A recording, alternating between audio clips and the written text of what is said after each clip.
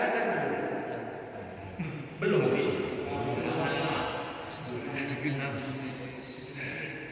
Baik. Untuk berikutnya,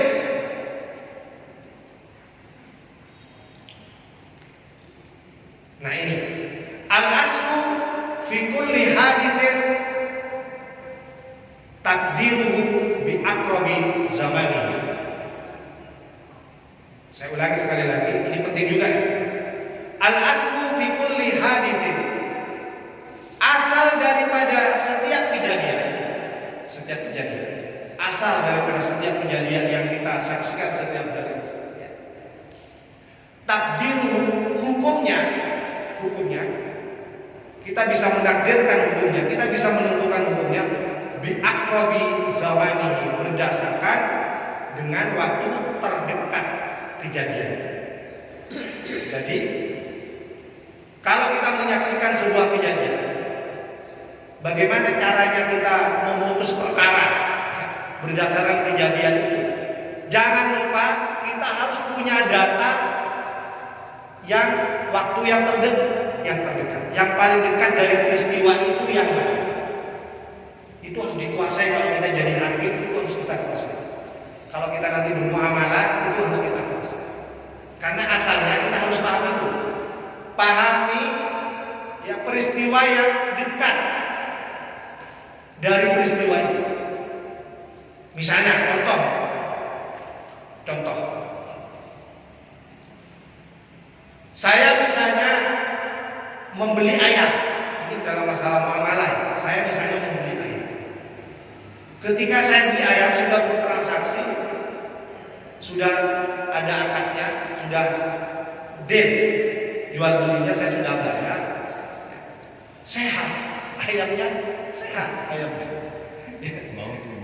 Ternyata dibawa ke rumah, dapat beberapa hari dia sakit, kemudian matilah ayamnya. Nah, pertanyaannya adalah, kenapa ayam ini mati? Apakah karena dia sakit sebelum kita beli ke pedagang sudah sakit, ataukah jangan-jangan dia mati akibat kita salah memberikan makanannya selama beberapa hari di rumah kita? Ini menentukan langkah kita, kemana kita harus minta tanggung jawab. Apakah kita mau melabrak, mencari penjualnya ke pasar, misalnya, ya kan dicari-cari, anak pedagangnya itu mati ayam saya ini beli kemarin, yang hari apa itu kan? Apakah seperti itu? Ataukah jangan-jangan kejadian terdekat yang menyebabkan kematian ayam itu? Apa yang terdekat itu? Kita sendiri yang salah memberikan makan. Misalnya, bisa saja kalau kita petani ya, itu biasanya pakai disinfektan di sekitar rumah kita untuk pertanian kita itu. Biasanya kalau tani itu kan ya untuk membunuh membunuh hama, yang rumput itu kan biasanya pakai obat-obat itu ya. Khawatir ada ayam-ayam yang tidak kuat dengan itu, kemudian dia juga terpengaruh dengan makanan-makanan yang kena disinfektan itu. Saya pernah mengalami itu. Kucing saya mendadak 3 mati semua. Salah satunya kucing kesayangan saya, baru beli sebulan yang lalu, bagus, bulunya lebat sekali. Ternyata apa? Ternyata dia makan sesuatu ya. Dia kan suka itu tikus. Nah, bapak saya lupa bahwa tikus itu mati itu nggak langsung dibuang. Ya, karena kalau di kampung itu biasanya kan pakai racun tikus. Mungkin dia terkena itu. Jadi ternyata ada beberapa tikus yang yang termakan ya, bagian-bagiannya itu. Mungkin salah satunya termakan oleh kucing-kucing saya. 3 langsung mati semua, hampir bersamaan itu. Ada yang mati, ada yang sore, ada yang malam. Salah satunya kucing kesayangan saya. Kemudian apakah saya mau menyalahkan pihak penjual kucingnya itu yang sudah saya beli sebulan yang lalu? Misalnya kan tidak. Saya bisa memutuskan bahwa kucing saya mati akibat kejadian terdekatnya. Kenapa? Kejadian terdekatnya adalah adanya tikus-tikus yang mati di rumah saya akibat diracuni oleh bapak saya. Mungkin dia makan tikus itu. Jamaah yang berbahagia, ini penting ya supaya kita ini bisa bersikap arif dan bijaksana ketika kita dihadapkan dengan berbagai persoalan-persoalan hukum di rumah. Walaupun kita ini bukan hakim ya, tapi untuk para hakim ini perlu belajar ini ya supaya dia bisa menghubungkan antara kejadian yang satu dengan kejadian yang lain. Jamaah yang berbahagia, sebelum dilanjutkan mungkin ada pertanyaan dulu. Silakan. Assalamualaikum warahmatullahi wabarakatuh. Waalaikumsalam warahmatullahi wabarakatuh. Ini mungkin pernah kejadian ya, seperti sholat sendirian, ketika nyampe 2-3 rakaat, kita kadang ragu. Jadi sudah 4 rakaat, kenapa? Apa kurang ya? Masih ragu-ragu. Ini mohon maaf, Ustaz. Ini bagaimana kan sholat sendirian? Ini bagaimana cara secara langsung memutuskan? Ini sudah 4-3 ya. Seperti itu, Ustaz. Ini bagaimana caranya? Baik, saya jawab dengan kaedahnya langsung. Ini mengingatkan kita pada kaedah yang sudah kita pelajari pada pertemuan lalu. Ada dalil yang secara eksplisit bercerita tentang bagaimana kalau kita dihadapkan dengan keraguan dalam sholat, apakah kita sudah masuk rakaat ketiga atau keempat? Itu ada hadisnya.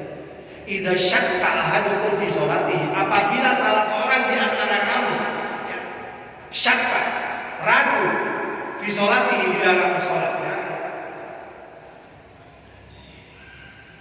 walam yadri, kemudian dia tidak tahu kam sholat salatan atau arba'an, apakah dia sudah sholat 3 rakaat atau 4 rakaat, fala yakhrujanna minal masjid.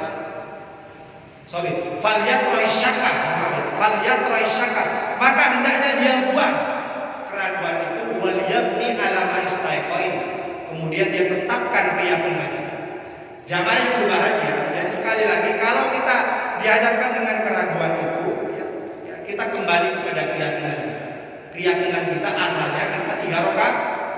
Ini ada dalilnya. Ada kaidah berikutnya ya.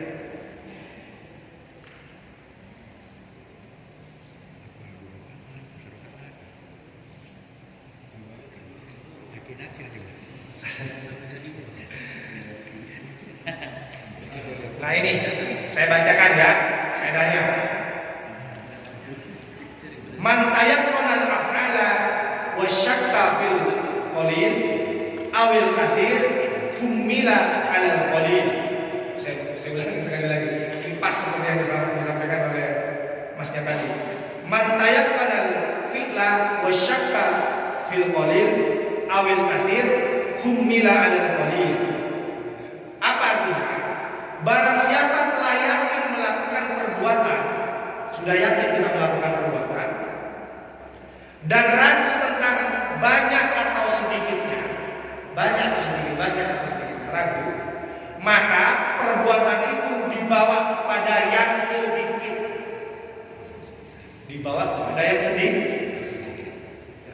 Jadi kita sudah yakin dengan sholat kita, tapi tiba-tiba muncul keraguan tentang sedikit banyaknya. Ini saya sudah 3 atau 4, berarti kita kan ragu sedikit banyaknya itu sudah sampai 3 atau 4, maka berdasarkan kaidah ini kita bawa hukum itu kepada yang sedikit. Jadi pastikan bahwa kita ini masih melaksanakan 3 rakaat.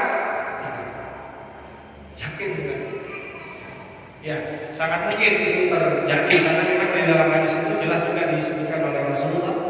Idza syakka ahadukum fi sholati, apabila salah seorang di antara kamu ragu dalam sholatnya, falam yadri, kemudian dia tidak tahu kam sholat halatan, apakah dia sudah sholat 3 rakaat atau 4 atau 3 rakaat, falyatrahi syakka, maka hendaknya dia lemparkan, buang asyakka, keraguan itu, wal yabni alama istaiqona, maka hendaknya dia tetapkan sesuai dengan keyakinannya adalah yang sedikit, bilangan yang sedikit. Jamaah yang berbahagia, nah ini kaidah-kaidah yang penting penting kita ketahui ketika kita membahas kaidah itu, al-yaqinu la yuzalu bisyak. Keyakinan itu tidak boleh hilang karena keraguan. Dia dijelaskan dengan beberapa kaidah-kaidah cabang, termasuk yang sudah saya